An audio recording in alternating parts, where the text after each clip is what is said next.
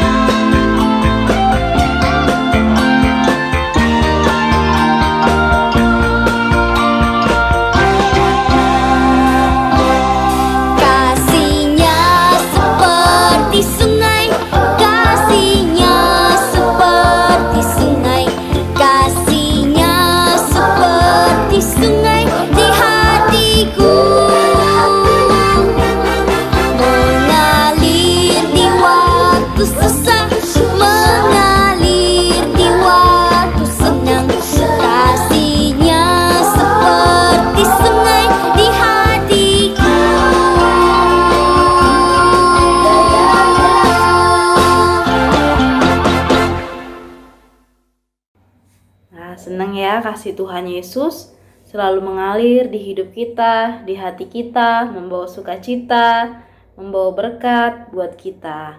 Kita mau bersukacita lebih lagi, kita nyanyikan lagu Jalan Serta Yesus.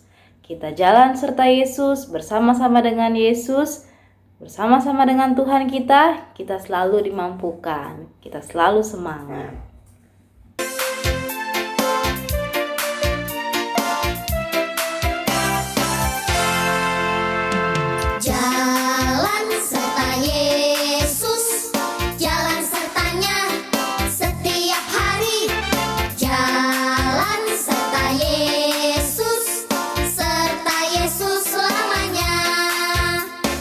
Jalan dalam suka, jalan dalam duka, jalan sertanya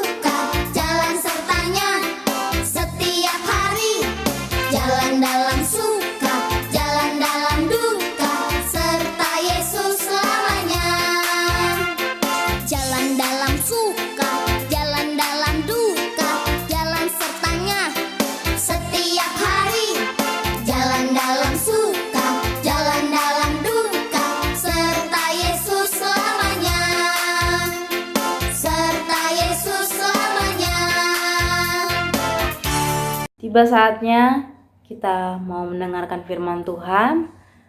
Kita mau menyanyikan lagu Baca Kitab Suci Doa Tiap Hari. Baca kitab suci, doa tiap hari, doa tiap hari, doa tiap hari. Baca kitab suci, doa tiap hari kalau mau tumbuh. Kalau mau tumbuh, kalau mau tumbuh. Glory haleluya, baca kitab suci, doa tiap hari kalau mau tumbuh. Baca kitab suci, doa tiap hari, doa tiap hari, doa tiap hari. Baca kitab suci, doa tiap hari kalau mau berkat. Kalau mau berkat, kalau mau berkat. Glory haleluya, baca kitab suci, doa tiap hari kalau mau berkat. Baca kitab suci, doa tiap hari, doa tiap hari, doa tiap hari. Baca kitab suci, doa tiap hari kalau mau damai. Kalau mau damai, kalau mau damai. Glory haleluya, baca kitab suci, doa tiap hari kalau mau damai. Kalau mau tumbuh, kalau mau tumbuh. Glory haleluya, baca kitab suci, doa tiap hari kalau mau tumbuh. Glory haleluya, baca kitab suci, doa tiap hari kalau mau berkat, kalau mau damai.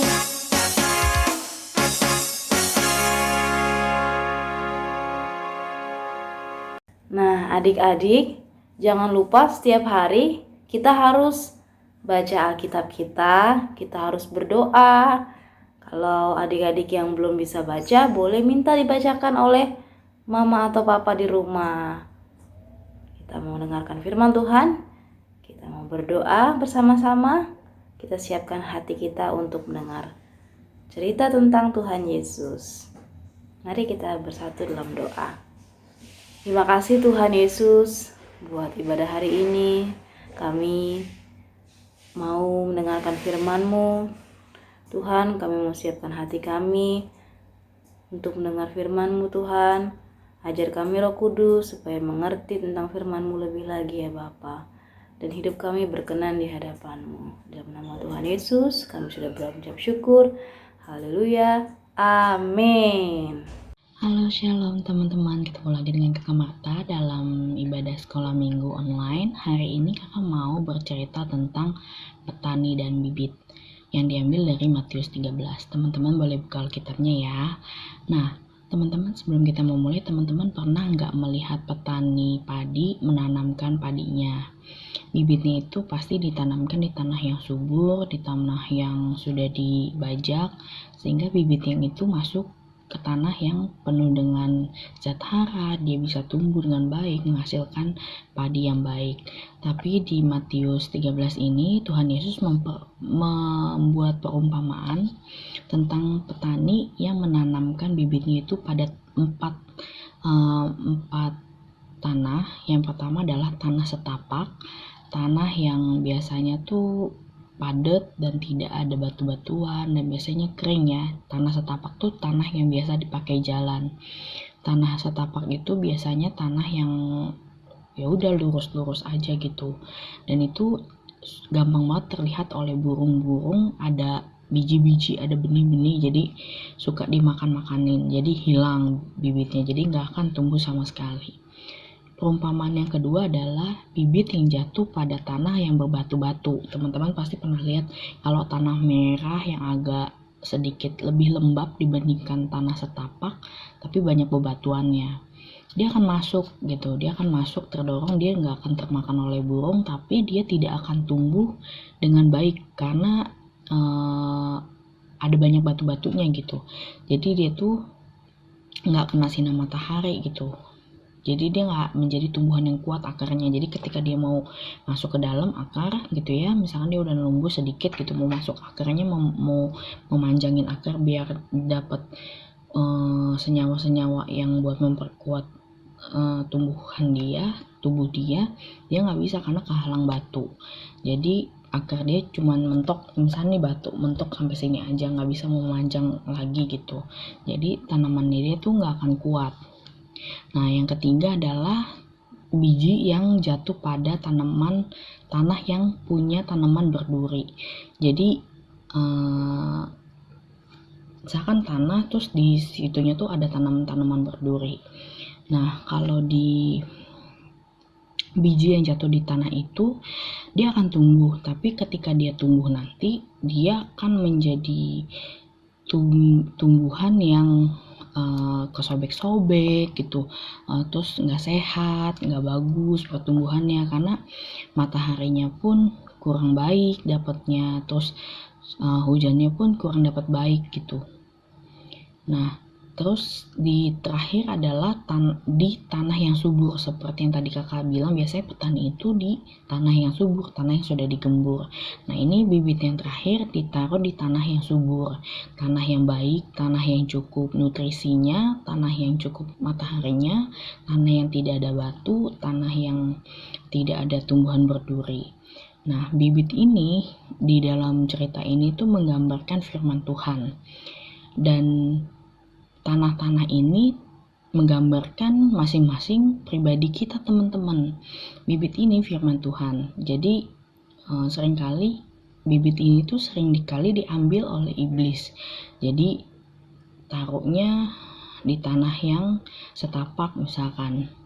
Jadi kalau tanah setapak tuh mereka seakan-akan mendengarkan firman Tuhan. Jadi kan kalau dia dilempar gitu ya, dia memang ditaburi gitu mendengarkan firman Tuhan, tapi sebenarnya dia tidak mendengarkan firman Tuhan karena sebelum dia tumbuh bibit itu sudah diambil dulu sama si burung-burung itu. Jadi seperti itu. Jadi seakan-akan dia mengerti, dia mendengarkan firman Tuhan, tapi ternyata tidak. Jangankan masuk ke dalam kuping ya, mungkin mental lagi kali, karena kan baru pas ditanya iya aja gitu pas waktu firman Tuhannya, tapi ternyata dia sebenarnya tidak mengerti, tidak mendengar sama sekali, tidak menerima sama sekali. Nah, yang kedua adalah tanah yang berbatu-batu. Nah, kalau tanah berbatu-batu ini tuh seseorang yang memang menerima tapi mudah sekali mengacaukan itu. Mengacaukan tuh dalam arti dia tahu firman Tuhan, dia dengar firman Tuhan, tapi sikapnya dia itu kalau misalnya sama temennya dia jadi menghina seseorang, ngejek, jahil, segala macam. Itulah seseorang yang bibitnya jatuh di tanah yang berbatu-batu. Nah, yang ketiga adalah benih yang jatuh di tanah yang berduri. Ini tuh umpama kalau anak kecil mungkin kalau kita ikut Tuhan Yesus itu harus tahan egois, nggak boleh bohong, terus nggak boleh manja, nggak boleh orientasinya pada diri sendiri. Nah, kadang kalau benih yang tumbuh di tanah berduri itu tidak mampu, tidak menerima bahwa kita nggak boleh egois, kita nggak boleh orientasi pada diri sendiri, kita tidak boleh menjadi orang yang serakah. Mereka akan orientasi pada diri dia sendiri, pada mencari keuntungan dia sendiri, semuanya serba dia. Pokoknya orientasinya itu dia mencari keuntungan buat diri dia sendiri. Nah, itu dia tumbuh dengan baik tapi dia melukai karena dia berduri. Nah, selanjutnya adalah yang paling baik ketika tumbuh di hati atau di tanah yang subur, tanah yang baik untuk bertumbuh. Begitu juga dengan firman Tuhan, dia bisa bertumbuh, menghormati, melayani, mengubah hidup seseorang, bisa seperti lagu ya, baca kitab suci, doa tiap hari kalau mau tumbuh, seperti itu. Dia akan tumbuh, dia akan berdoa, dia akan lebih banyak mendekat kepada Tuhan. Dia akan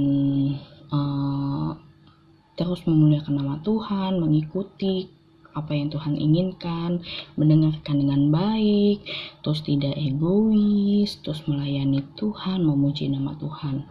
Ya, kakak harap teman-teman juga seperti itu. Nanti ketika nanti kita sudah sekolah minggu di